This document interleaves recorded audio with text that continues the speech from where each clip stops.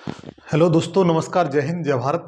मैं आपके अपने चैनल एम एजुकेशन सफर पर आशा करता हूं सभी लोग एकदम मस्त होंगे। दोस्तों, आज मैं आपको जो टॉपिक पढ़ाने जा रहा हूं वह है ऑस्ट्रेलिया।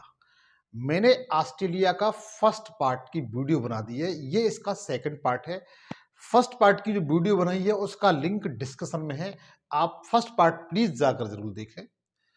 और मेरा सेशन आपको अच्छा लगता है तो आपसे अनुरोध है कि आप मेरे चैनल को सबसे पहले सब्सक्राइब करें और वीडियो को पूरा देखें। पूरा देखते समय आप अपना हैंड एक रिटन रोड नोट जरूर बनाएं, ताकि आप जो कोई एग्जाम की तैयारी कर रहे हो, चाहे आप एनीबॉडी कोई भी एग्जाम की तैयारी कर रहे हो, क्योंकि आज के समय में एक कंपटीशन का युग है, एक कंपटीशन का दौर है। तो आपसे अनुरोध है मेरा कि इसी कंपटीशन के दौर में मैं आपके लिए चार पंक्तियां लेकर के आया हूं, उसे प्लीज उसे अपने जीवन में जरूर उतारें। वो पंक्तियां मित्र इस तरीके की हैं कि तू अपनी खूबियां ढूंढ, खामियां निकालने के लिए लोग हैं ना। तू अपनी खूबियां ढूंढ, खामियां निकालने के लिए लोग हैं ना। अगर रखना है कदम तो आगे रख, अगर रखना है कदम तो आगे रख, पीछे खींचने के लिए लोग हैं ना। सपना देखना है तो ऊंचा देख, सपना देखना है तो ऊंचा देख, नीचा दिखाने के लिए लोग हैं ना। क्योंकि दुनिया इसी प्रकार की है। तू अपने अंदर का जुनून की चिंगारी भड़का, तू अपने अंदर की जुनून की चिंगारी भड़का, जलने के लिए लोग हैं ना। प्यार करना है तो खुद से कर, नफरत फैलाने के लिए लोग हैं ना। लास्ट कोटेशन मित्र देखिए, तू अपने तू अपनी अलग पहचान बना, तुम अपनी अलग पहचान बना, भीड़ में चलने के लिए लोग हैं ना। तू कुछ करके दिखा दुनिया को, तू कुछ करके दिखा दुनिया को, क्योंकि ताली बजाने के लिए लोग है ना। तो दोस्तों, इसी के साथ हम सेशन शुरू करते हैं अपना। अगर मेरा ये चार पंक्तियां हैं मेरी खुद की, अगर आपको अच्छी लगी हो तो प्लीज मेरे सेशन को आप सबसे पहले शेयर करिए दोस्तों के साथ। तो मैं आज आपको पढ़ाने जा रहा हूं ऑस्ट्रेलिया। ऑस्ट्रेलिया में मैंने लगभग लगभग बहुत कुछ बता दिया था, ये इसका सेकंड पार्ट है। आप फर्स्ट वीडियो को जाकर जरूर देख लें, क्योंकि लिंक उसका डिस्क्रिप्शन मैंने आपको दे दिया है। और आपसे अनुरोध है कि वीडियो पूरा देखें, फुल वॉच करें और उसका एक बेहतरीन नोट्स बनाएं, एक शानदार और बेहतरीन नोट्स बनाएं। आज के जो टॉपिक है उसमें मैं आपको सबसे पहले बताऊंगा कि इसमें ऑस्ट्रेलिया में जो घास के मैदान है, जो घास के मैदान है उसको ऑस्ट्रेलिया में क्या कहा जाता है और वर्ल्ड में क्या कहा जाता है। तो देखिएगा, सबसे पहले आप एक काम करेंगे कि एक मैप बनाएंगे ऑस्ट्रेलिया का। आप भी मेरी तरीके से मैप बना लीजिए। हालांकि मैं भी 100% मैप नहीं बनाना जानता हूं, लेकिन आप कोशिश करेंगे तो आप भी मेरी तरह से बना ले जाएंगे। हमें तो केवल पढ़ाना है, पढ़ाने के लिए सिंबल की जरूरत पड़ती है, यही नहीं कि 100% समझ में आना चाहिए।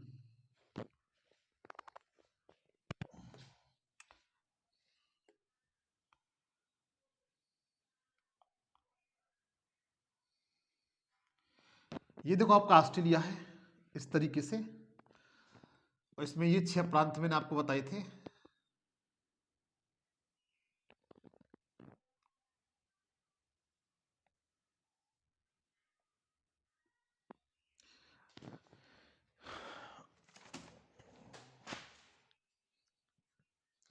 तो ऑस्ट्रेलिया में मैं आपको बता रहा हूं, ऑस्ट्रेलिया में जो घास के मैदान है, ऑस्ट्रेलिया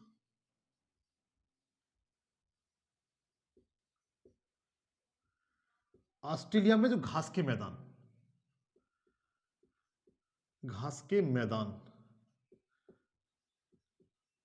देखिए, घास के मैदान जो हैं उन्हें ऑस्ट्रेलिया में जो घास के मैदान है वो दो प्रकार के पाए जाते हैं। ऑस्ट्रेलिया में जो घास के मैदान है मित्र, वो दो प्रकार के पाए जाते हैं। कैसे कैसे पाए जाते हैं? सबसे पहले आप देखिए उपोष्ण घास के मैदान, उपोष्ण घास के मैदान।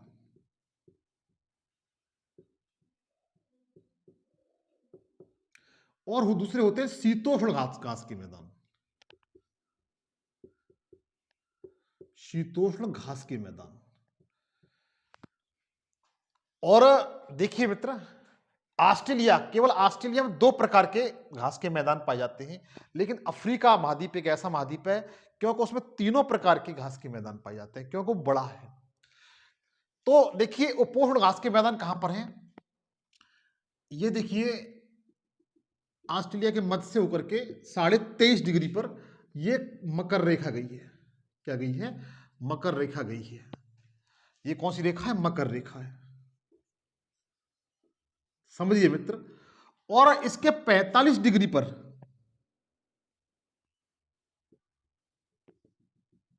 ये 45 डिग्री पर, डिफरेंस कलर लेता हूं मित्र, चलो कोई खिंच गया हो तो, ये 45 डिग्री पर मित्र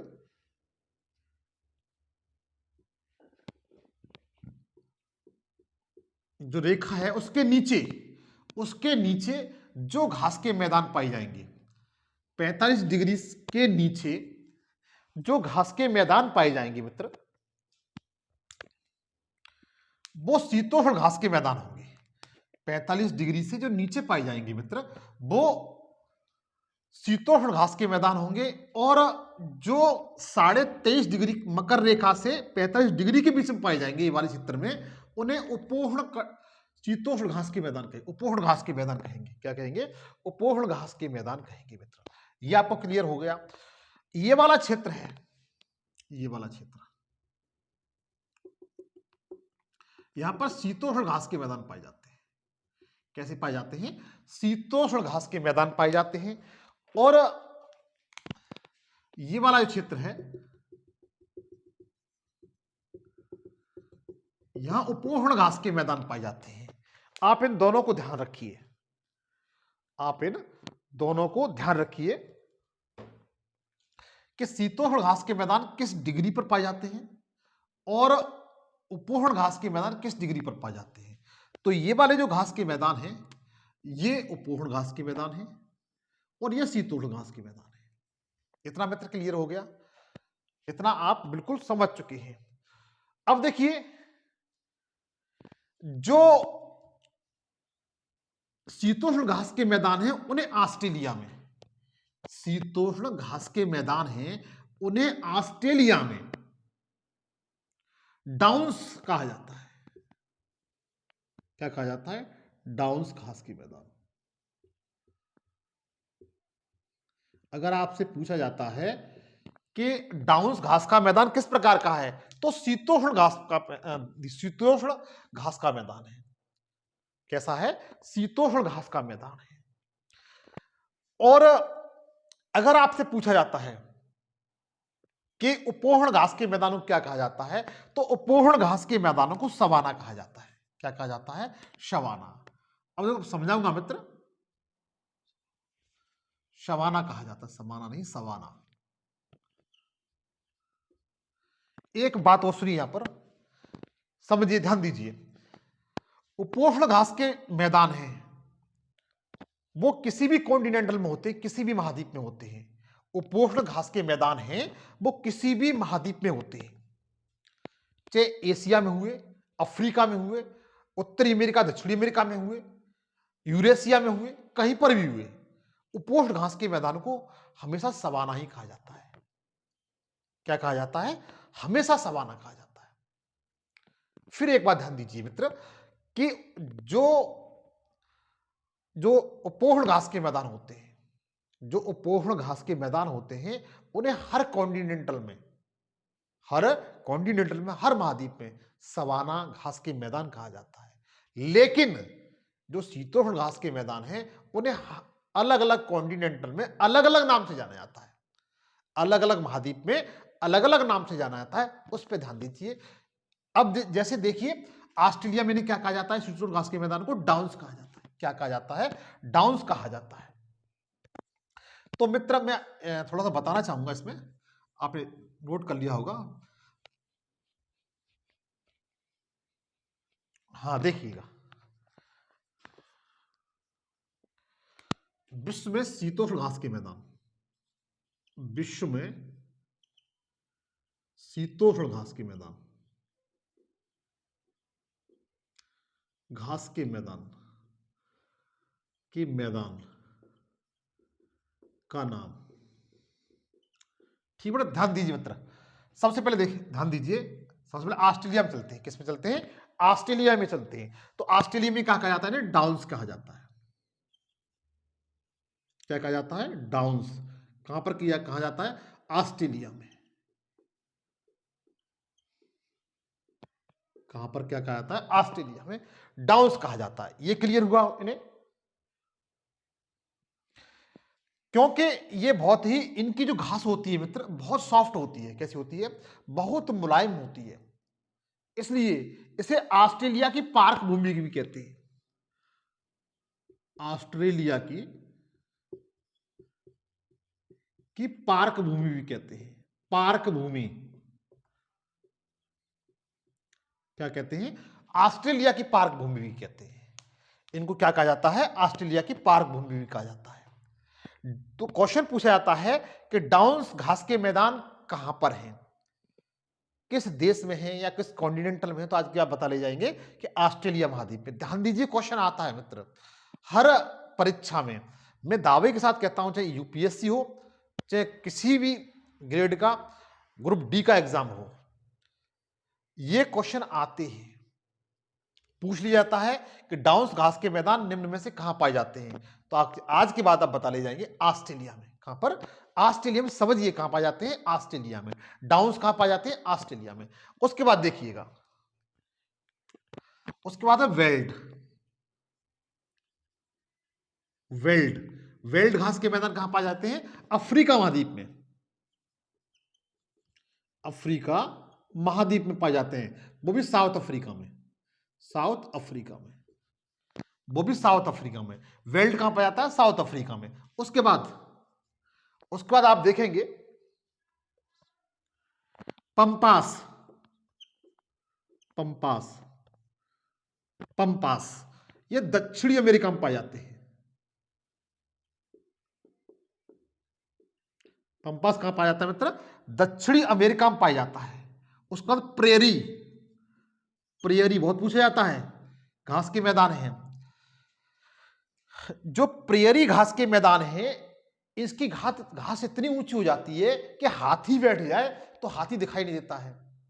जो प्रेरी घास के मैदान है, उसकी जो जो घास होती है इतनी ऊंची हो जाती है कि यदि हाथी बैठकर छिपना चाहे तो आराम से छिप सकता है, वो दिखाई नहीं दे सकता किसी को। ये उत्तरी अमेरिका में पाया जाता है प्रेरी। कहां पाया जाता है? उत्तरी अमेरिका में।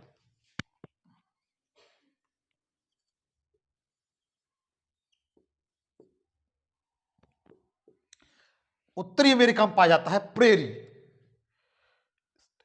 उसके बाद स्टेपी। स्टेपी आपका यूरोप में पाया जाता है। स्टेपी कहां पाया जाता है? यूरोप में।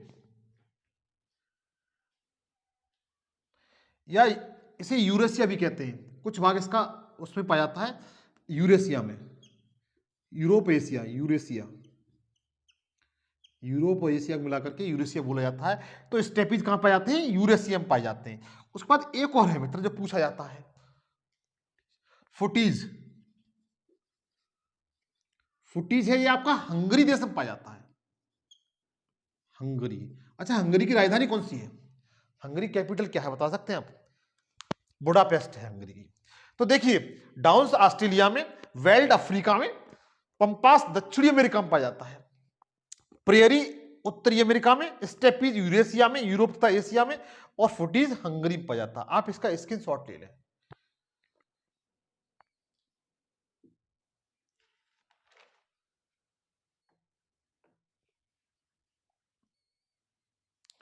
अब देखिए, ये मैंने आपको घास के मैदान बताए। यहां से एक क्वेश्चन और आता है कि जो ऑस्ट्रेलिया महाद्वीप है, इसके पूर्व में एक प्रवाल भित्ति पाई जाती है। छपने वाला क्वेश्चन, इसे आप समझेंगे तो आप बहुत आराम से कर ले जाएंगे। सबसे पहले आप मैप बनाइए ऑस्ट्रेलिया का, मेरी तरह तुम भी मैप बनाइए।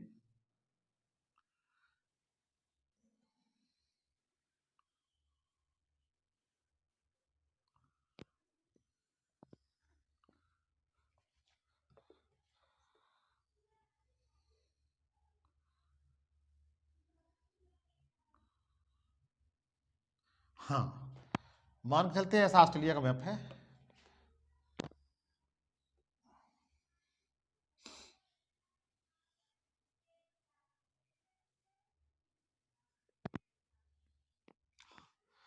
तो देखिए, आपने एक चीज देखा होगा, ऑस्ट्रेलिया का जो पूर्वी भाग है ये इधर प्रशांत महासागर है। क्या है?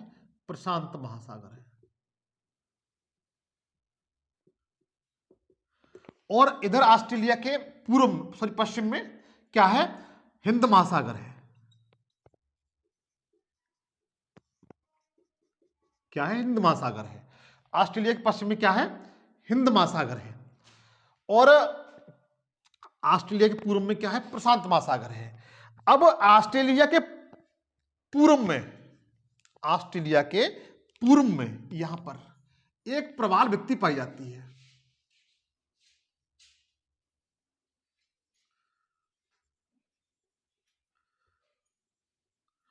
ऑस्ट्रेलिया के पूर्व में एक प्रवाल भित्ति पाई जाती है इस तरीके की। ऑस्ट्रेलिया के पूर्व में और प्रशांत महासागर में एक प्रवाल भित्ति पाई जाती है इस तरीके की।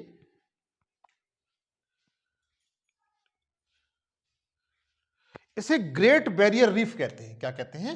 ग्रेट बैरियर रीफ कहते हैं इसे। Great barrier reef. अगर आज के बाद पूछा जाता है, आप ये बताइए कि ग्रेट बैरियर रीफ कहां पर है, तो ऑस्ट्रेलिया में है। कहां पर है? ऑस्ट्रेलिया में। आज की बात पूछा जाता है ग्रेट बैरियर रीफ कहां पर है, तो ऑस्ट्रेलिया में है।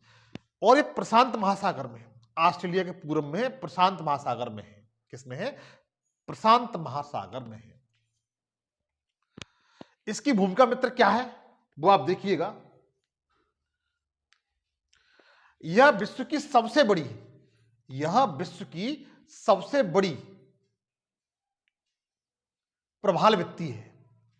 यह विश्व की सबसे बड़ी, ये क्वेश्चन पूछा जाता है, यह विश्व की सबसे बड़ी, विश्व की सबसे बड़ी प्रवाल भित्ति है। यह विश्व की सबसे बड़ी प्रवाल भित्ति है। यह आपको क्लियर हुआ?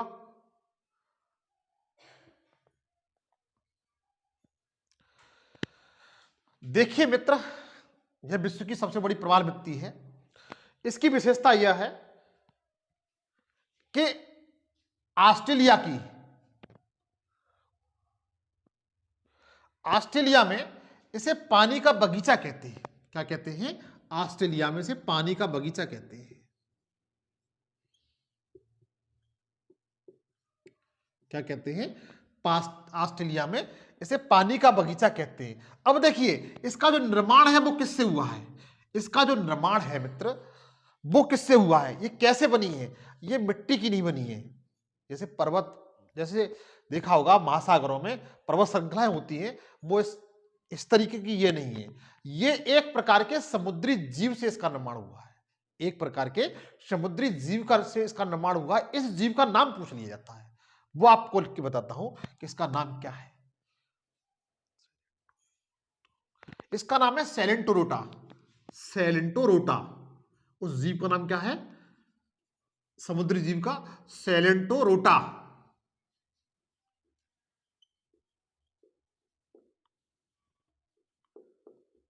सेलेंटोरोटा, ये मित्र जीव का नाम बहुत पूछा जाता है।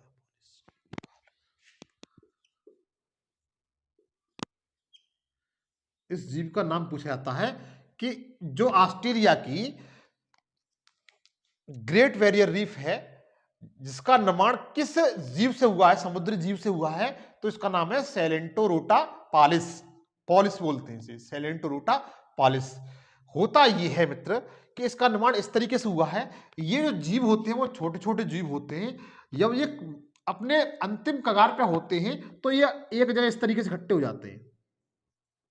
जैसे एक जगह इस तरीके से इकट्ठे हो जाते हैं, इस तरीके से इकट्ठे हो जाते हैं। और इनका जो कवच होता है वो इस तरीके का बना लेता है। इसके बाद दूसरी कंडीशन पे इस तरीके से फिर और जीव जंतु आ जाते हैं, और जीव आ जाते हैं। उसके बाद इस तरीके से फिर आ जाते हैं। इस तरीके से प्रवाल भित्ति का निर्माण होता चला जाता है। इसका निर्माण जो हुआ है इसी तरीके से हुआ है। पहले कुछ जीव मरे, फिर उसके ऊपर जाकर और जाके मरे, फिर उसके ऊपर जाकर और मर गए। इस तरीके से प्रवाल भित्ति का निर्माण हुआ है। अगर ऑस्ट्रेलिया के संबंध में बात की जाए तो ग्रेट बैरियर रीफ है। अगर भारत के संदर्भ में बात की जाएगी, भारत के संदर्भ में बात की जाएगी कि भारत के संदर्भ में कि भारत में ऐसा कौन सा द्वीप है जो मूंगों से निर्मित है। किससे? मूंगों से निर्मित है। तो आज बता सकते हैं आप कि लक्षद्वीप है। कौन सा? लक्षद्वीप है। और हिंद महासागर के संदर्भ में पूछा कहा जाए तो हिंद महासागर के संदर्भ में बता सकते हैं मालदीव और लक्षद्वीप। मालदीव और लक्षद्वीप। अब देखिएगा, इस प्रवाल भित्ति को मूंगों की चट्टान,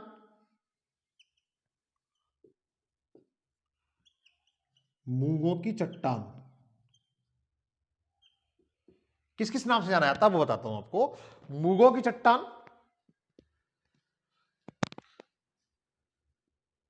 कोरल द्वीप, कोरल द्वीप, प्रवाल भित्ति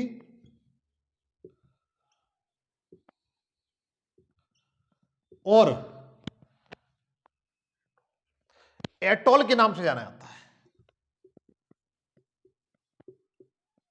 एटॉल के नाम से जाना जाता है। मित्र, इसमें सबसे ज्यादा पूछा जाता है एटॉल क्या है। क्वेश्चन अगर मेंस वगैरह आप दे रहे हैं तो ये क्वेश्चन पूछा जाता है एटॉल क्या है। तो एटॉल बता सकते हैं कि प्रवाल भित्ति को कहा जाता है। किसको कहा जाता है? प्रवाल भित्ति को कहा जाता है जो मूंगों से निर्मित है। तो एटॉल पूछा जाता है एटॉल क्या है, क्योंकि प्रवाल भित्ति, कोरियल द्वीप और मूंगों की चट्टान इनको तो लगभग सब लोग जानते हैं, लेकिन एटॉल के बारे में बहुत कम जानते हैं कि एटॉल इसे ही कहा जाता है।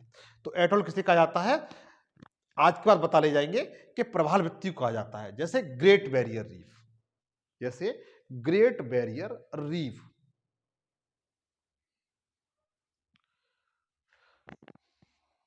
अब देखिए मित्र, इसकी क्या विशेषता है कि जो प्रशांत महासागर से इसका ये वाला क्षेत्र है ना, ये वाला क्षेत्र, ये वाला क्षेत्र, ये वाला क्षेत्र है, यहां का जल बिल्कुल शांत रहता है। कैसा रहता है? शांत रहता है। क्यों रहता है? कि इधर से आने वाली जो भी समुद्री जलधारा है उन्हें रोक लेता है। ये क्या करती है? रोक लेती है। इस तरीके से रोकने के कारण यहाँ का जो क्षेत्र है वो यहाँ का जल शांत हो जाता है और ये मत्स्य उत्पादन के लिए बहुत जाना जाता है। यहाँ पर अधिक क्या होता है? मत्स्य आखेट बहुत होता है। मत्स्य आखेट क्या होता है? मत्स्य आखेट बहुत होता है यहाँ पर।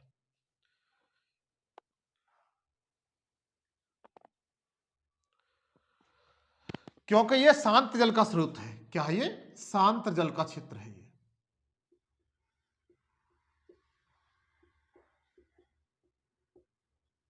शांत जल का क्षेत्र है। क्यों है मित्र? वो भी बता दिया, क्योंकि ग्रेट बैरियर रीफ है वो जो प्रशांत महासागर से जो भी जलधाराएं आती हैं उनको रोक लेती है। तो ये वाला क्षेत्र कैसा हो जाता है? शांत हो जाता है। इसलिए यह मत्स्य बहुत अधिक होता है, मत्स्य आखेट बहुत किया जाता है। ये आपको क्लियर हुआ मित्र?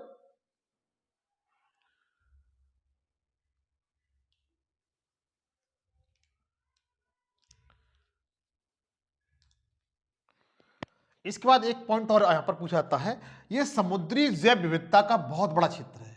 ये जो क्षेत्र है, ये ग्रेट बैरियर रीफ है, ये समुद्री जैव विविधता का बहुत बड़ा क्षेत्र है। जैव विविधता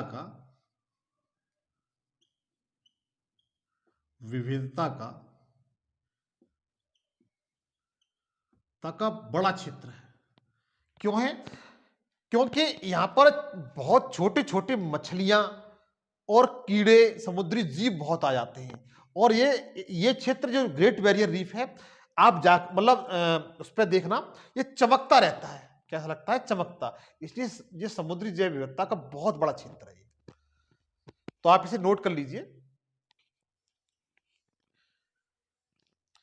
इंपोर्टेंट मित्र इसमें क्या है? इंपोर्टेंट इसमें यही है कि इसका निर्माण किससे हुआ है, तो आज के बाद बता ले जाएंगे कि सेलेंटा रोटा पालिस नामक एक समुद्री जीव है जिससे ग्रेट बैरियर रीफ का निर्माण हुआ है। ग्रेट बैरियर रीफ कहां पाई जाती है, प्रशांत महासागर में है, ऑस्ट्रेलिया के पूर्व में है, और इसे एटोला भी कहा जाता है। क्या कहा जाता है, एटोला। 2-3 पॉइंट है, इसको आप याद रखेंगे, स्क्रीनशॉट ले लीजिए इसका।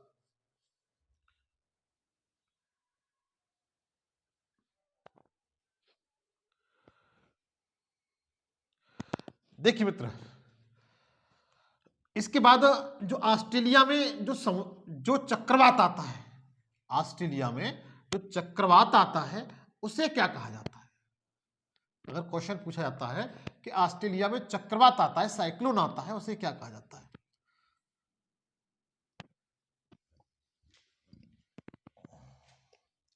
तो देखिएगा, ऑस्ट्रेलिया में चक्रवात, ऑस्ट्रेलिया में चक्रवात आता है उसे विली विली कहा जाता है। क्या कहा जाता है, विली विली। ऑस्ट्रेलिया में जो चक्रवात आता है उसे क्या कहते हैं, विली विली कहते हैं।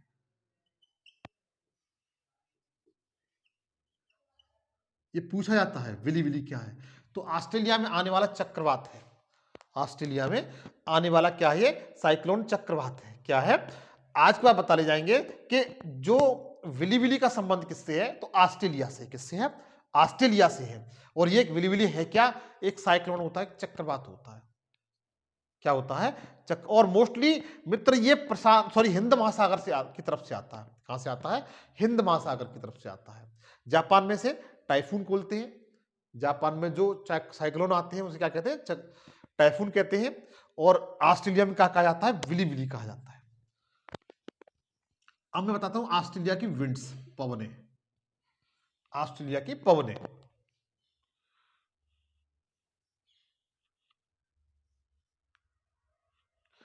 अच्छा मित्र, एक पॉइंट और है यहां पर, जो विली विली है, चक्रवात है विली विली, यह उष्ण कटिबंधीय चक्रवात है। उष्ण कटिबंधीय चक्रवात है।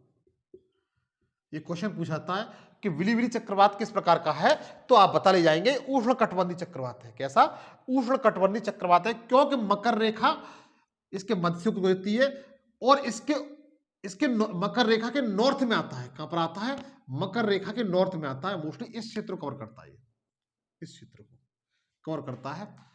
तो ये उष्ण कटिबंधीय चक्रवात है। कैसा है, उष्ण कटिबंधीय चक्रवात है। अब मैं बताता हूं यहां की हवाएं, जो हवाएं होती हैं,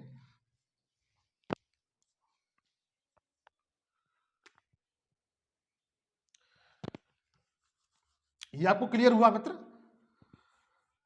कुछ विश्व संबंध वर्ल्ड में जो चक्रवात हैं, उष्ण कटिबंधीय चक्रवात हैं, उन्हें किस किस नाम से जाना जाता है, किस किस कॉन्टिनेंटल में किस किस नाम से जाना जाता है, उनको आप बता दूं। जैसे उष्ण कटिबंधीय चक्रवात है,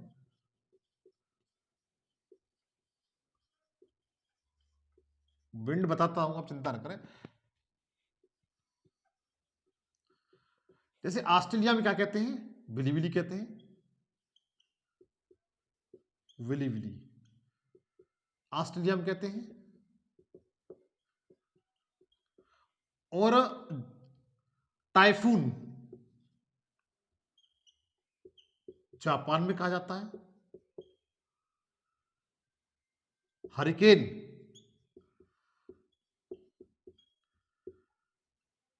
उत्तरी अमेरिका में, उत्तरी अमेरिका में, नोट करते हैं आप, उत्तरी अमेरिका में। उसके बाद टार्नेडो,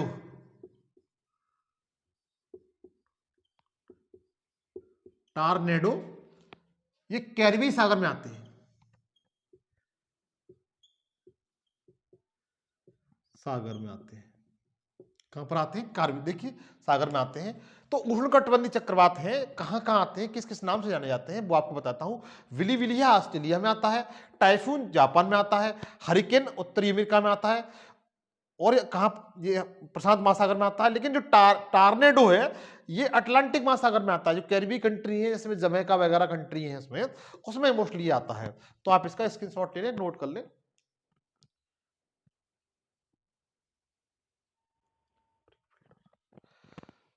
अब बताता हूं, देखो पवने में, विंड्स, ऑस्ट्रेलिया की पवने, ऑस्ट्रेलिया में जो पवन है उसे ब्रेक फील्डर के नाम से जाना जाता है। ब्रेक फील्डर क्या किस नाम से जाना जाता है? और ये उष्ण कटिबंधी पवन है। कैसी है? उष्ण कटिबंधी, मतलब गर्मियों में चलने वाली। कैसी पवन है ये? गर्मियों में चलने वाली विंड्स है। ब्रिक फील्डर, क्या नाम है इसका? ब्रिक फील्डर है ये। तो अगर पूछा जाता है, जैसे ब्रिक फील्डर का संबंध किससे है? ऑस्ट्रेलिया से है। किससे है? ऑस्ट्रेलिया से है। ब्रिक फील्डर का संबंध किससे है? ऑस्ट्रेलिया से है। और जैसे हमारे यहां पश्चिम बंगाल में चलने वाली जो गर्म हवा है उसे काल बैसाखी कहा जाता है। ऐसे ही ऑस्ट्रेलिया में चलने वाली जो विंड्स है उसे ब्रिक फील्डर कहा जाता है। क्या कहा जाता है? ब्रिक फील्डर कहा जाता है। तो ऑस्ट्रेलिया में चलने वाली जो उष्ण कटिबंधी विंड्स है।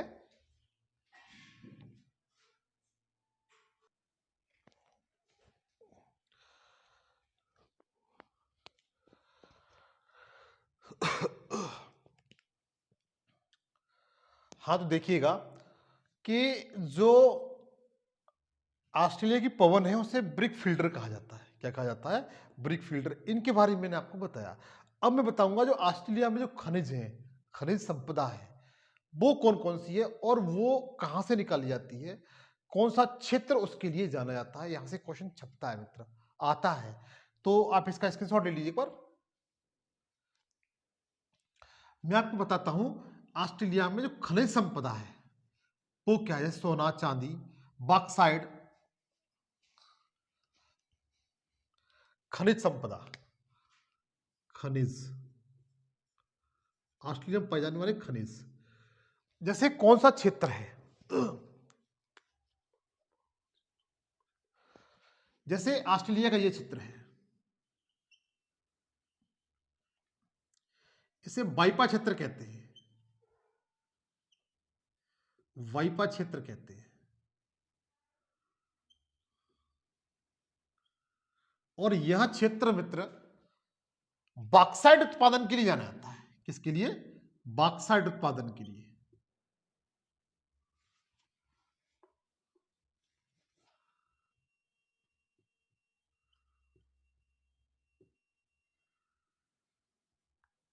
बॉक्साइट उत्पादन के लिए जाना जाता है क्योंकि ऑस्ट्रेलिया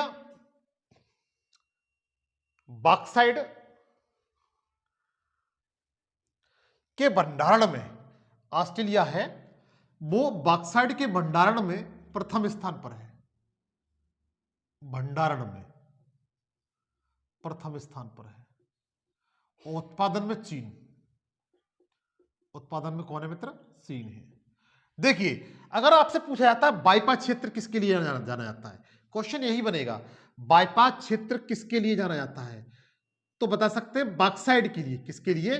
बॉक्साइट के लिए। बाईपास क्षेत्र पाया कहां जाता है, कहां पर है ये, तो बता सकते हैं बाईपास क्षेत्र है वह ऑस्ट्रेलिया में है। कहां पर है? ऑस्ट्रेलिया में है। बाईपास क्षेत्र है वो ऑस्ट्रेलिया में है मित्र। ये पूछा जाता है। ये क्या पूछा जाता है? उसके बाद जैसे ये क्षेत्र है, ये वाला क्षेत्र, इसे कहते हैं पिलवरा। पिलवरा, ये लोह अयस्क के लिए जाना जाता है। अयस्क के लिए जाना जाता है। पिलवरा किसके लिए जाना जाता है? लोह अयस्क के लिए। देखिएगा, बाईपा क्षेत्र किसके लिए जाना जाता है? बॉक्साइट के लिए। लेकिन पिलवरा जो क्षेत्र है, कौन सा? पिलवरा क्षेत्र, यह जाना जाता है आपका लोह अयस्क के लिए। किसके लिए? लोह अयस्क के लिए जाना जाता है पिलवरा क्षेत्र। बाईपा क्षेत्र बॉक्साइट के लिए जाना जाता है। किसके लिए? बॉक्साइट के लिए जाना जाता है। अब देखिए, एक क्षेत्र यहां पर है इसके मध्य में, ये एलिस स्प्रिंग, इसको कहते हैं एलिस स्प्रिंग क्षेत्र। एलिस स्प्रिंग क्षेत्र। एलिस स्प्रिंग क्षेत्र है ये क्षेत्र मित्र पेट्रोलियम उत्पादन के लिए जाना जाता है। पेट्रोलियम उत्पादन के लिए जाना जाता है। किसके लिए? पेट्रोलियम उत्पादन के लिए जाना जाता है। तो देखिए, बाइपा क्षेत्र बॉक्साइट के लिए, पिलवरा क्षेत्र लोहा इसके लिए, एलिस क्षेत्र पेट्रोलियम उत्पादन के लिए जाना जाता है। उसके बाद यहीं पर ब्रोकन हिल्स एक और है क्षेत्र है, ये ब्रोकन हिल्स क्षेत्र, ब्रोकन हिल्स क्षेत्र ये मित्र पूछे जाते हैं। ब्रोकन हिल्स क्षेत्र किसके लिए जाना जाता है? तो ब्रोकन हिल्स क्षेत्र है सीसा, जस्ता और चांदी। सीसा, जस्ता और चांदी के लिए जाना जाता है। सीसा, जस्ता और चांदी के लिए ब्रोकन क्षेत्र जाना जाता है। ब्रोकन हिल्स क्षेत्र किसके लिए प्रसिद्ध है? सीसा, जस्ता और चांदी के लिए। सीसा जस्ता को जुड़वा धातु कहते हैं। क्या कहते हैं? जुड़वा धातु कहते हैं। जो ब्रोकन हिल्स है वह सीसा, जस्ता और चांदी के लिए जाना जाता है, ऑस्ट्रेलिया में है। और सीसा जस्ता को जुड़वा धातु कहा जाता है। और एक बात आप सबको जानते ही होंगे कि बॉक्साइट है वो एल्यूमिनियम का स्क है, आप अच्छी तरह जानते हैं। पृथ्वी पर पाई जाने वाला सबसे अधिक जो धातु है, पृथ्वी पर सबसे अधिक मात्रा में पाई जाने वाली जो धातु है वो एल्यूमिनियम है, बॉक्साइट ही है। लेकिन अधातु की बात की जाए तो सिलिकॉन है। क्या है? सिलिकॉन। अगर आपसे पूछा जाता है कि भारत में सबसे अधिक कौन सी धातु पाई जाती है तो आप बताएंगे बॉक्साइट या एल्यूमिनियम, क्योंकि पृथ्वी की जो ऊपर लेयर है वो मोस्टली सियाल से मिलकर बनी है। सियाल का मतलब होता है सिलिकॉन, एल का मतलब है एल्यूमिनियम। तो जो बाइपा क्षेत्र है वो बॉक्साइट के लिए, एलिस स्प्रिंग क्षेत्र है पेट्रोलियम के लिए, ब्रोकन क्षेत्र है वो सीसा के लिए, सीसा जस्ता चांदी के लिए, और पिलवरा क्षेत्र है वो लोह अयस्क के लिए जाना जाता है।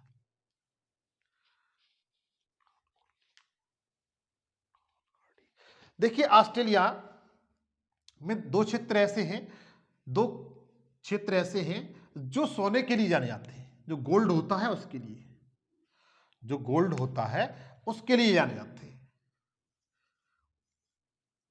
ये क्षेत्र।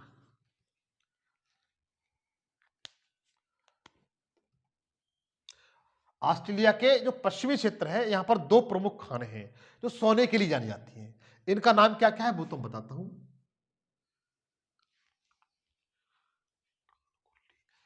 कालगुरली, कालगुरली और कालगार्डी।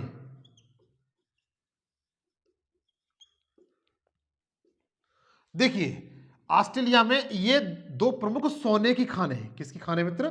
सोने, सोने की खाने हैं। ऑस्ट्रेलिया में ये प्रमुख दो सोने की खाने हैं, कालगुरली और कालगार्डी। अगर पूछा जाता कालगुरली किसके लिए जानी जाती है? सोने के लिए। कालगार्डी किसके लिए जानी जाती है? सोने के लिए। लेकिन ये कहां पर है? ऑस्ट्रेलिया महाद्वीप में। कहां पर है? ऑस्ट्रेलिया महाद्वीप में सोने की खाने हैं। ये क्या है? सोने की खाने हैं। तो एक बार फिर रिवीजन करते हैं। कालगुरली और कालगार्डी सोने की प्रमुख खाने हैं जो ऑस्ट्रेलिया के पश्चिमी क्षेत्र में पाई जाती हैं। पिलवरा लोहा, लोहा अयस्क उत्पादन के लिए जाना जाता है ऑस्ट्रेलिया में। बाइपा क्षेत्र, बाइपा क्षेत्र इसे बाक्सा भी कहते हैं मित्र, इसे बाक्सा भी कहा जाता है, बाक्सा क्षेत्र। ध्यान रखेंगे, बाइपा क्षेत्र, बाक्सा क्षेत्र, बात एक ही है। जो बॉक्साइट के लिए जाना जाता है, बॉक्साइट एल्यूमिनियम का इसके है। एलिस स्प्रिंग क्षेत्र है पेट्रोलियम के लिए। ब्रोकन हिल्स क्षेत्र है सीसा, जस्ता और चांदी के लिए जाना जाता है। ये अक्सर पूछ लिए जाते हैं, इन्हें आप नोट कर लीजिए। और इसके बाद देखेंगे इसमें इसका एक क्षेत्र और है यहां पर, ये वाला।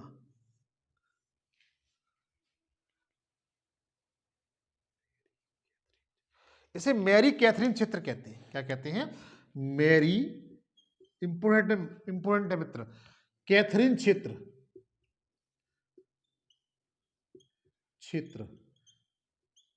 मैरी कैथरीन क्षेत्र मित्र। और यह यूरेनियम के लिए जाना जाता है। किसके लिए? यूरेनियम के लिए। किसके लिए जाना जाता है? यूरेनियम के लिए जाना जाता है। मैरी कैथरीन क्षेत्र है वह यूरेनियम के लिए जाना जाता है। देखिए मित्र, यूरेनियम के भंडारण में, यूरेनियम के भंडारण में ऑस्ट्रेलिया पहले स्थान पर है। विश्व में ऑस्ट्रेलिया पहले स्थान पर है। ध्यान दीजिएगा कि यूरेनियम के भंडारण में ऑस्ट्रेलिया पहले स्थान पर है, फर्स्ट स्थान पर। ध्यान रखेंगे, विश्व में, वर्ल्ड में यूरेनियम के भंडार सबसे अधिक कहां पर है? ऑस्ट्रेलिया महाद्वीप में। लेकिन उत्पादन कौन करता है? वो कनाडा करता है। उत्पादन में, विश्व में यूरेनियम के उत्पादन में विश्व में पहला स्थान कनाडा का है, लेकिन भंडारण में किसका स्थान है? ऑस्ट्रेलिया का। आप लोग याद रखेंगे इसको। उसके बाद यहां पर है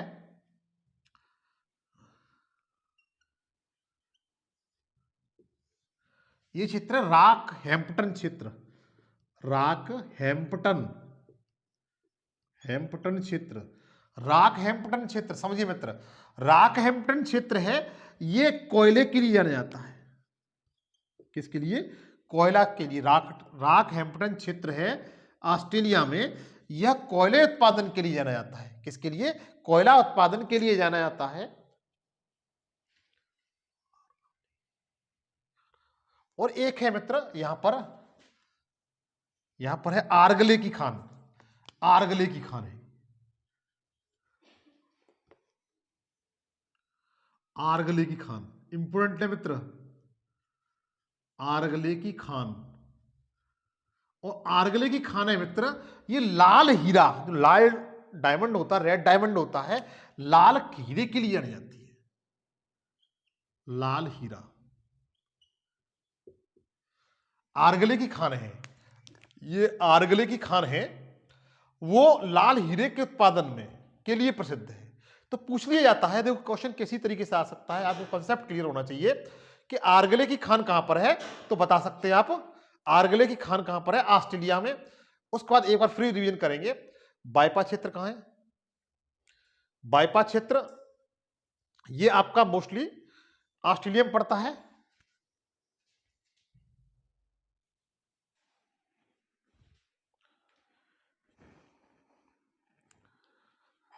तो मित्र ये मैंने आपको अब तक ऑस्ट्रेलिया के बारे में बताया। अब मैं आपको न्यूजीलैंड के बारे में बताता हूँ, ऑस्ट्रेलिया और न्यूजीलैंड के बारे में। तो देखिए, इसके लिए हमें क्या करना पड़ेगा? सबसे पहले ऑस्ट्रेलिया का भी छोटा सा एक मैप बनाते हैं और न्यूजीलैंड का भी छोटा सा एक मैप बनाते हैं। इस तरीके से ऑस्ट्रेलिया, ये ऑस्ट्रेलिया में बनाएंगे और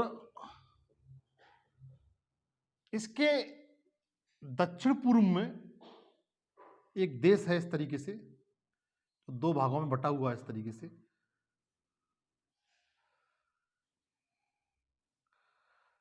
इस तरीके से ये आपका ऑस्ट्रेलिया है,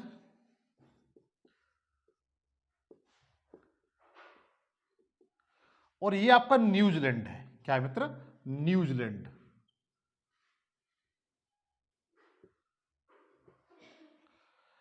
ऑस्ट्रेलिया की राजधानी क्या है? सॉरी, न्यूजीलैंड की राजधानी क्या है? वेलिंगटन।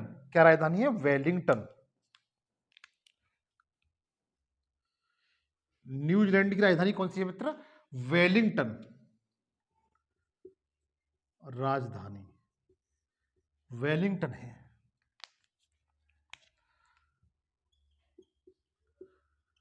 वेलिंगटन मित्र, वेलिंगटन की एक विशेषता है कि जो वेलिंगटन है यह विश्व की सबसे दक्षिणतम राजधानी है।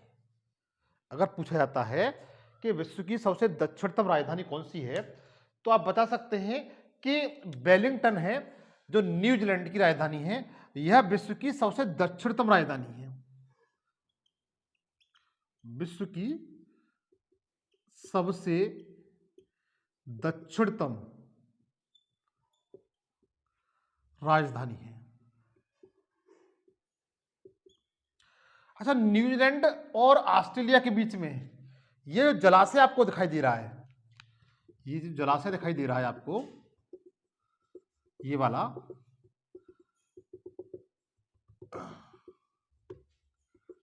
ये तस्मान सागर है।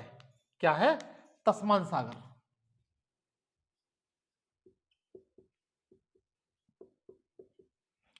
ये क्या है?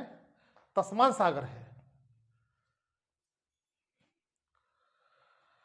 ऑस्ट्रेलिया और न्यूजीलैंड के बीच में जो सागर है, ये किसका नाम क्या है? तस्मान सागर है। ये आपको क्लियर हुआ। इसके बाद देखेंगे कि जो ये दो भागों में बटा हुआ है, न्यूजीलैंड कितने? दो भागों में बटा हुआ है, दो द्वीपों पे। इसे उत्तरी द्वीप कहते हैं, उत्तरी द्वीप कहते हैं, इसे दक्षिणी द्वीप कहते हैं। तो देखिएगा, न्यूजीलैंड में पर्वत श्रृंखला है, इस तरीके से पर्वत श्रृंखला है न्यूजीलैंड में। ये पर्वत श्रृंखला है। इस पर्वत श्रृंखला का नाम दक्षिणी आल्प्स है, दक्षिणी आल्प्स।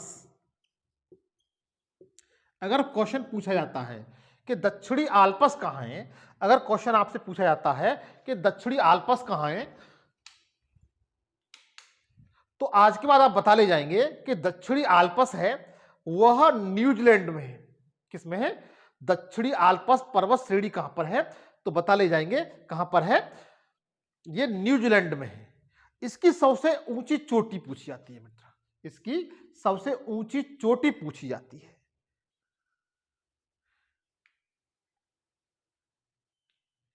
इसकी सबसे ऊंची जो चोटी है वो पूछी जाती है।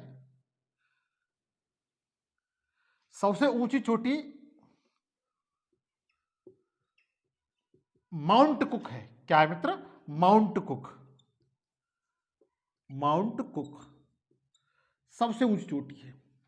मतलब जो दक्षिणी आल्प्स पर्वत श्रेणी है, जिसकी सबसे ऊंची चोटी कौन सी है? माउंट कुक है। कितनी? कौन सी है? माउंट कुक है।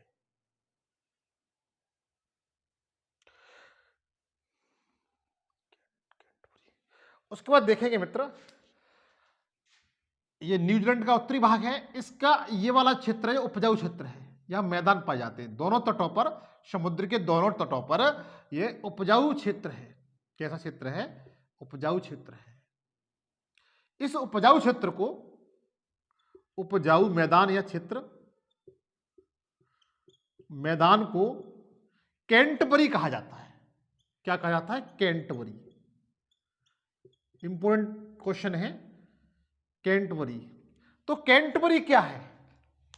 कैंटबरी क्या है? ये क्वेश्चन बनेगा कि कैंटबरी क्या है। तो कैंटबरी न्यूजीलैंड में पाए जाने वाले उपजाऊ घास के मैदान होते हैं। कैंटबरी क्या है? तो न्यूजीलैंड में पाए जाने वाले घास के मैदान होते हैं। तो एक छोटा सा डिवीजन इसमें फिर देखते हैं। ऑस्ट्रेलिया और न्यूजीलैंड के बीच जो सागर है उसे तस्मान सागर कहते हैं। क्या कहते हैं? तस्मान सागर कहते हैं। न्यूजीलैंड दो भागों में बटा हुआ है। एक पॉइंट और छूटा हुआ है भी यहां पर। न्यूजीलैंड दो भागों में बटा हुआ है, इसके बीच में एक जल संधि है। ये क्या है? जल संधि है। इस जल संधि को कुक जल संधि कहा जाता है। क्या कहा जाता है? कुक जल संधि कहा जाता है। इस जल संधि को क्या कहा जाता है? मतलब कुक जल संधि कहा जाता है। समझिएगा, जो कुक जल संधि है न्यूजीलैंड को दो भागों में बांट देती है, उत्तरी न्यूजीलैंड और दक्षिणी न्यूजीलैंड। और इसकी विशेषता मित्र क्या है न्यूजीलैंड की, कि इसकी जो राजधानी वेलिंगटन है, यह विश्व की सबसे दक्षिणतम राजधानी है। और जो इसका दक्षिणी द्वीप है, इस पर न्यूजीलैंड की सबसे लंबी पर्वत श्रृंखला, इंडिया की, वर्ल्ड की नहीं, इंडिया की, न्यूजीलैंड की सबसे लंबी पर्वत श्रृंखला जिसका नाम दक्षिणी आल्प्स है। क्या है? दक्षिणी आल्प्स है। इसकी सबसे ऊंची चोटी माउंट कुक है। क्या है? माउंट कुक है। इसके बाद जो उत्तरी की तरफ देखेंगे, उत्तर जो द्वीप है उसके दोनों तरफ उपजाऊ मैदान है, इसको कैंटबरी कहा जाता है। ये पूछा जाता है मित्र, इंपोर्टेंट फैक्ट है ये। कैंटबरी क्या है? तो कैंटबरी न्यूजीलैंड में, उत्तरी न्यूजीलैंड में पाए जाने वाले उपजाऊ क्षेत्र हैं। क्या है, उपजाऊ क्षेत्र हैं। तो दोस्तों ये मैंने आपको ऑस्ट्रेलिया के बारे में बताया, इसके 2 पार्ट्स मैंने आपको बताए थे, दोनों पार्ट्स यदि आप वॉच कर लेते हैं, दोनों पार्ट आप वॉच कर लेते हैं और नोट्स बना लेते हैं, तो मैं जानता हूं कि आपका ऑस्ट्रेलिया संबंध कोई क्वेश्चन छूटेगा नहीं। इसका एक तीसरा छोटा सा पार्ट होगा, उसको और बनाऊंगा मैं, ज्यादा बड़ा नहीं होगा, छोटा सा पार्ट होगा, वो भी आपको बहुत जल्द देखने के लिए मिलेगा। तो दोस्तों मेरा सेशन आपको अच्छा लगा हो तो आपसे अनुरोध और विनम्र निवेदन है कि सबसे पहले आप मेरी वीडियो को, मेरे चैनल को सब्सक्राइब करें। सब्सक्राइब करते समय बेल आइकन पर क्लिक कर लें, ताकि ऑल पे सिलेक्ट कर लें, ताकि जो वीडियो बनाऊं उसका नोटिफिकेशन आप तक पहुंचता रहे। क्योंकि दोस्तों इस चैनल पर मैं आपको सारी कक्षाएं जैसे history, geography, polity, economics, general science जैसी कक्षाओं को बिल्कुल निःशुल्क पढ़ाता हूं। आज के लिए इतना ही मित्र, नेक्स्ट आप शानदार वीडियो आपसे फिर मुलाकात होगी। जय हिंद, जय भारत।